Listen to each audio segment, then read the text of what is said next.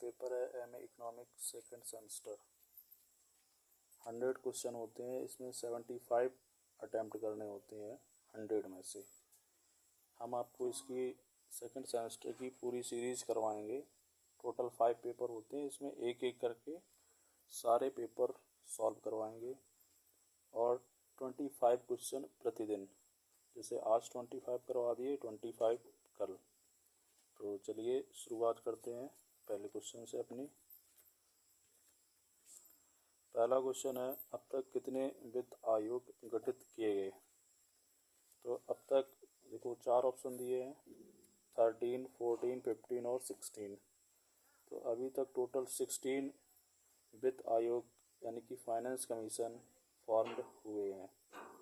English में how many finance commission have been formed till date? तो 16 होगा। दूसरा क्वेश्चन है, भारत में सबसे ज़्यादा राजस्व किस कर से प्राप्त होता है? इंग्लिश में होगा which tax generate highest revenue for India? तो सबसे ज़्यादा कर कारपोरेट कर से प्राप्त होता है, ध्यान रखिए। तीसरा क्वेश्चन है, भारत में सार्वजनिक व्यय को निम्नलिखित उपायों को अपनाकर कम किया जा सकता है। यही आपका इंग्लिश में होगा public expenditure in India can be reduced by adopting which of the following measures? तो ये चारों मेजर होंगे, सब्सिडी में कम करके, सार्वजनिक प्रशासन पर व्यय को कम करके, बीमा सार्वजनिक उपक्रमों का रख रखाव। तो ऑल ऑफ द अबव होगा इसमें। इंग्लिश में हम आपको ऑप्शन पढ़े दे रहे हैं। पहला ऑप्शन है reducing in subsidies, reducing expenditure on public administration, maintenance of 6 PSU, all of the above. तो इसका आंसर होगा all of the above, D. Question number 4। Question number 4 आपका है,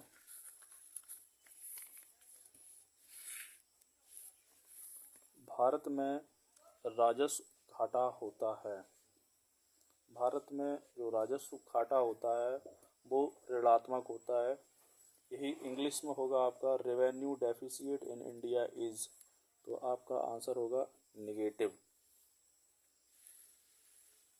5वां क्वेश्चन है आपका, सरकारी बजट संतुलित होता है तब? देखिए कब होता है सरकारी बजट संतुलित? राजकीय व्यय कर राजस्व के बराबर होता है, तब आपका सरकारी बजट संतुलित होता है। इंग्लिश में होगा government budget is balanced when government expenditure equal tax revenue. Question number 6 है आपका, सार्वजनिक व्यय को क्षतिपूरक व्यय के रूप में प्रयोग किया जाता है। अगेन, सार्वजनिक व्यय को क्षतिपूरक व्यय के रूप में प्रयोग किया जाता है। किस काल में? तेजी काल में, मंदी काल में या दोनों में?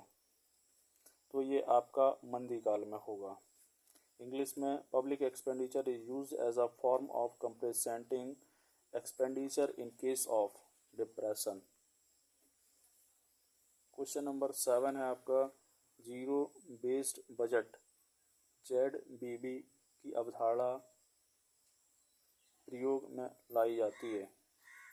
आंसर होगा गैर योजना व्यय को नियंत्रित करने के लिए। In English, the concept of zero based budgeting is significantly emphasised to control non plan expenditure. Option number B. Question number आते हैं 8 पर। जब विदेशी सरकारें किसी देश में स्वेच्छा से आर्थिक मदद करें तो वह कहलाता है? जब विदेशी सरकारें किसी देश को अपनी स्वेच्छा से, अपनी इच्छा से, वेल विशिंग से मदद करती हैं तो उसको हम अनुदान कहते हैं। Option number A. इंग्लिश में होगा when a nation is voluntary assisted by foreign government then the nature of assistance is grant. Option A होगा। Next question, question number 9। मंदी के समय विनियोगों को बढ़ाने के लिए किस प्रकार का बजट बनाना चाहिए? ऑप्शन नंबर बी, घाटे का। In English, which budget should be formulated in period of depression to promote investment? Option इसका बी होगा, डेफिसिएट। क्वेश्चन नंबर 10, बजट होता है।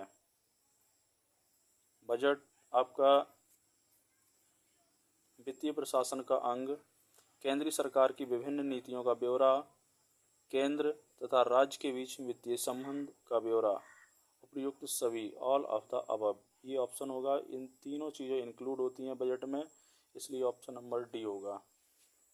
In English, budget is part of financial administration, details of different policies of central government, details of financial relation between centre of and state, all of the above, option number D. Question number 11, राजस्व प्राप्ति plus पूंजीगत प्राप्ति bracket बंद minus गैर आयोजन व्यय plus आयोजन व्यय ब्रैकेट क्लोज निम्नलिखित गणना प्रदर्शित करती है। राजकोषीय घाटे को ये गणना प्रदर्शित करती है, option number D. In English, revenue receipt plus capital receipt bracket close minus non plan expenditure plus plan expenditure represent the following calculation होगा आपका physical deficit, option number D. Question number 12, यदि आय का स्तर बढ़ने पर आय के अनुपात में बढ़ता है तो वह कर है। अगेन, यदि आय का स्तर बढ़ने पर कर आय के अनुपात में बढ़ता है तो वह कर है। यानी कि आय भी बढ़ रही है और साथ साथ में कर भी बढ़ रहा है, तो वह कौन सा कर होगा? ऑप्शन नंबर इसका होगा ए, प्रगतिशील कर। In English, if tax increases in proportion to income level then the form of tax is progressive, option number A. Question number 13 है, केंद्रीय उत्पादन शुल्क केंद्र सरकार का, अगेन केंद्रीय उत्पादन शुल्क केंद्र सरकार का कर आय का हिस्सा है।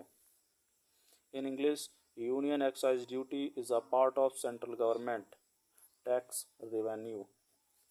क्वेश्चन नंबर 14, सार्वजनिक ऋण मुख्य रूप से लिया जाता है।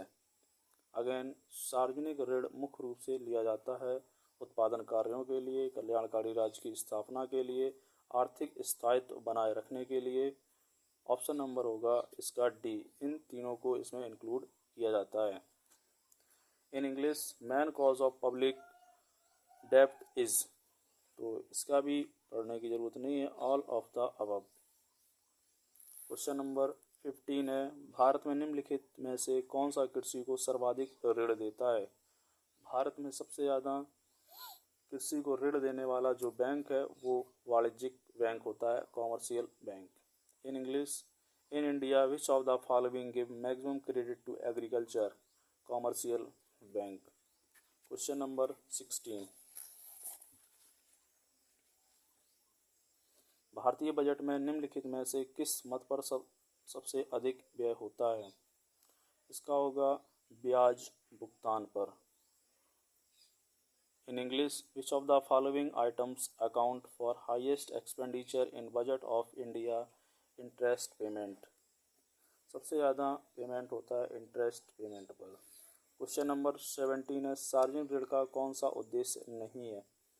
जो हम सार्वजनिक ऋण लेते हैं उसका जो उद्देश्य है कौन सा नहीं होगा? दैनिक व्यय को पूरा करने के लिए, जी, आपातकालीन स्थिति से निपटना, विकासात्मक योजना और युद्ध के लिए। कुछ और आंसर होगा इसका D. In English, the objective of public डेब्ट is not for current expenditure, emerging condition, development planning, D है वॉर, तो होगा वॉर। क्वेश्चन नंबर 18 है, निम्नलिखित में से कौन सा गलत है? आयकर अप्रत्यक्ष कर है, ऑप्शन नंबर बी ये रॉन्ग है। In English, which of the following is false? Income tax is indirect tax.